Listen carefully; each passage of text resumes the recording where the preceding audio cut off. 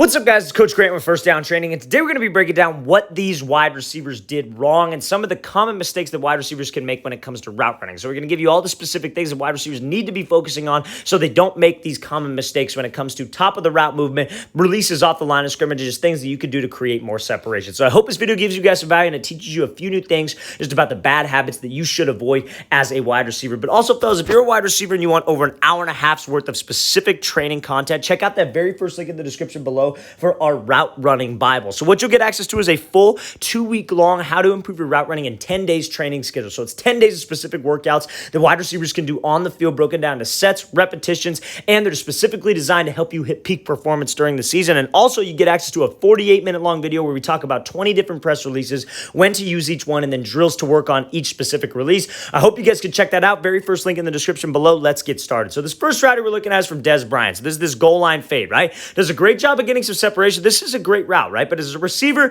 you always got to be looking for room to improve. You always got to be looking for those little details that, hey, I could have done this better on this. I could have done this better on this. The best route runners, fellas, are technicians. They understand the details of the position, and that's how you guys have to approach everything, right? Obviously, Dez Bryant, he's a great receiver, has had a great career, made tens of millions of dollars in his playing career, but there are always little things specifically that you can do better, right? No matter what level of receiver you are. So when he does such a good job of this dive release, right? So a dive release is where you dive to the inside. You're threatening this DB with like a drag, with a slant, whatever it is. You're trying to move him off that platform so you can beat him back to the outside. Now, especially when we're running a goal line fade, this quarterback's putting it to a spot, right? He's putting this to the back corner of the end zone. So one thing that he could have maybe done a little bit better on is you see right away he starts to look. So if I get some separation from this DB and I get him to overcommit on something, my number one goal off of that has got to be, all right, I'm going to accelerate. I'm going to burst to that back corner and I'm going to widen the distance as much as I can. Now, obviously, he's on like the 2 or the 3 yard line here, so he doesn't have a ton of space to do this. If you're on the 10-yard line, you bet your ass that you got to keep your head down and really accelerate to the back corner. But he starts to look back a little bit too quick. Now, the only thing that serves to do is pop your chest up, right? So when you start to stand up straight tall and you got this DB to beat on a release, you know he's thinking, oh, crap, I got beat. I got to recover on this thing. I got to accelerate back up. I got to pump my arms and I got to go try to make this play because I know I got beat. So the second you start to look back a little bit too early, you automatically are slower. That's just a fact. So maybe for at least like 3 steps right here, Dez could have broken this thing off and maybe been a little bit more like his chin's down, his head's down, he's pumping those arms, he's driving those legs to really win that race. And especially on the goal line, fellas, you only need about 3 steps. You only need about 1 step with the talent of some of these quarterbacks that they could just put it to that spot. So we just don't want to give this DB any more time to recover. I think if this isn't like a one-on-one situation, he probably tries to make a play on this ball. Just make sure, fellas, that we don't look back too early. We don't get some separation, then we lose it because I start to look back and pop my chest up. Yes, this worked. Yes, this was a great release. For sure, it's a touchdown, right? Obviously, but there's situations, especially if you're maybe not the fastest guy on the field, the biggest guy on the field, these little details matter when it comes to competition. When you're trying to beat out another wide receiver, you're in competition during the season, whatever it may be, these little key specific details matter because that's what separates you from the competition. So again, make sure, fellas, when we are running a goal line fade, we don't start to look back too early. Let's watch the thing again, full speed. Just make sure I keep my head down, fellas. It is a race to that ball. Okay, so now we're going to be looking at this slide release here. So this is kind of, I would say has to do more so with cutting, right? So what are the types of cuts that you're making? Are you making slow, exaggerated cuts? How do you make smoother cuts? How do you get more explosive? So let's watch the thing full speed. So we're looking at this slide release, and you see he makes that 1-2, no different than anybody else, but the only difference on his is that this is a PBU and the DB is all over his hips. So why, right? So obviously with this slide release, we know that when we slide, we're trying to use this range, we're trying to set a trap for this DB, right? So if this DB sits to the inside, I could just slide and take off on a fade the next time it's called if he plays the slant well.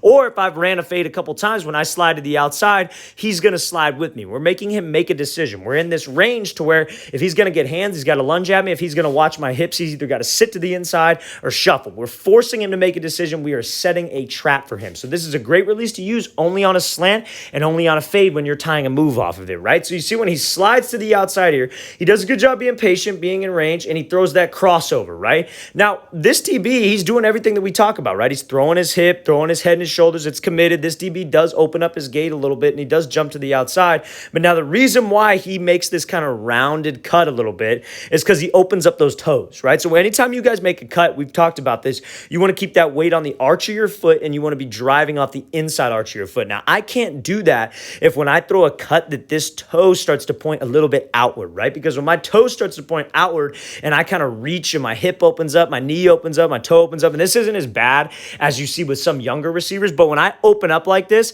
I'm not pushing this way. It's almost like I'm cutting, but then I'm going to have this rounded cut. And when I have this rounded cut, and it's not a sudden cut to where I can just slip back underneath, this DB is going to be able to get hands. He's going to be able to recover, and then he is right on my hip. And this goes for anything. It'd be no different if he was running like, let's say, a diamond release, where he were to take, where he was to take 3 steps to the outside, right? He was stepping with this foot first, 1, 2, 3. That third step, his toes can't be open because then he'll have this rounded break. Make sure when we strike the ground, fellas, your toes don't have to be like turned inward or anything, but just not outward to where your knee and your hip opens up and you have this slow, long cut out of that break, okay? So let's watch Think full speed again. Just make sure, fellas, anytime we are making a cut, I'm striking the ground efficiently so I can have as much burst out of there as possible. All right, guys, let's take a break from this video real quick and talk about one of our sponsors, A&G Labs, pre-workout and protein powder. So pre-dominance and pro-dominance, they're 2 great supplements specifically made for athletes. That's why we really believe in this brand. If you guys use the promo code FIRST15, you'll get 15% off your first supplement order,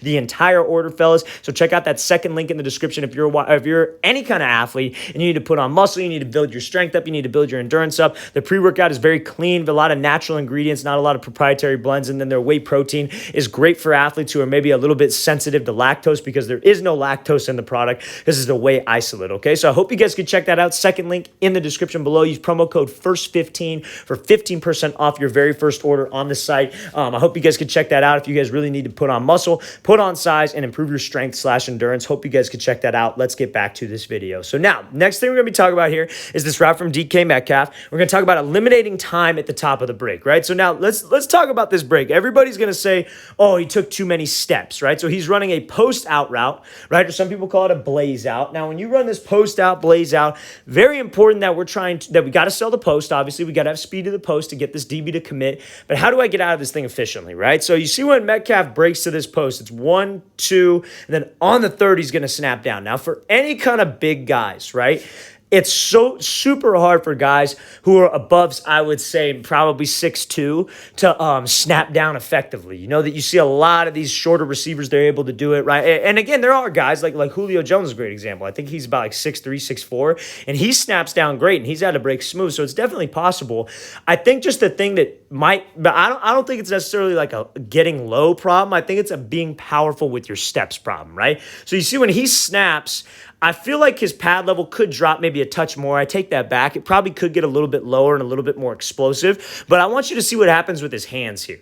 You see how his hands kind of just die by his side? His hands don't really work, right? So when your hands drop down to your side like this, some people will teach this method because they think that dead hands will help them decelerate. But at the same time, when your hands go dead like that, you can't really drive out of the break. You want to keep your arms natural.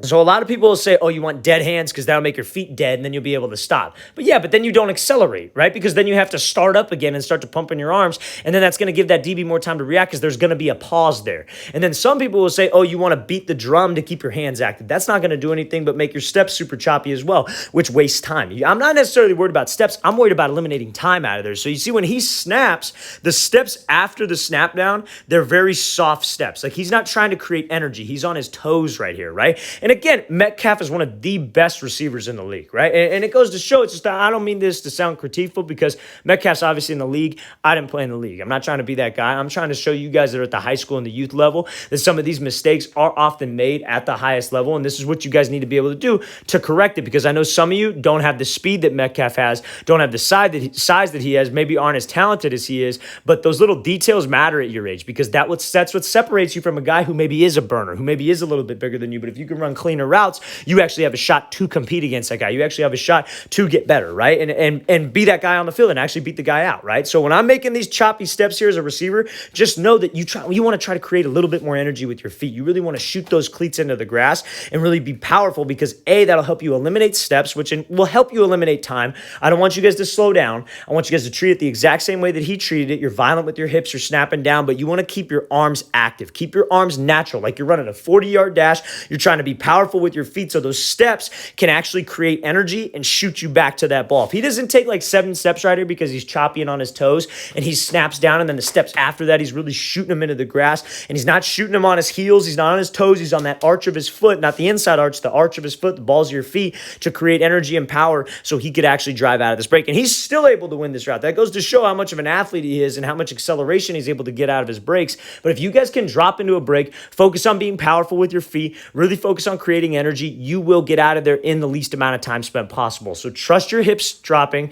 sell fade, sell post. In this situation, you're selling a post, but drop down and use your feet to create energy. Let's watch the thing again, full speed one more time. Just make sure, fellas, that we're not choppy with my steps after a snap down. I'm trying to create energy and my arms stay natural. All right, guys, we want to thank you for watching. I really appreciate it. If you guys have any questions at all, please don't hesitate to leave those in the comments below. I will get back to you as soon as I possibly can. Always appreciate the feedback. Always appreciate the things you guys have to say. It helps me come up with new ideas for videos, so I definitely appreciate it, you guys. And again, fellas, our route running Bible, over an hour and a half's worth of specific content, 2-week training schedule for how to improve your route running in 10 days, and you'll get access to a 48-minute long video, 20 different press releases, when to use each one, and then obviously drills to work on each form of that release. Hope you guys could check that out. Very first link in the description below. I'll see you guys next time.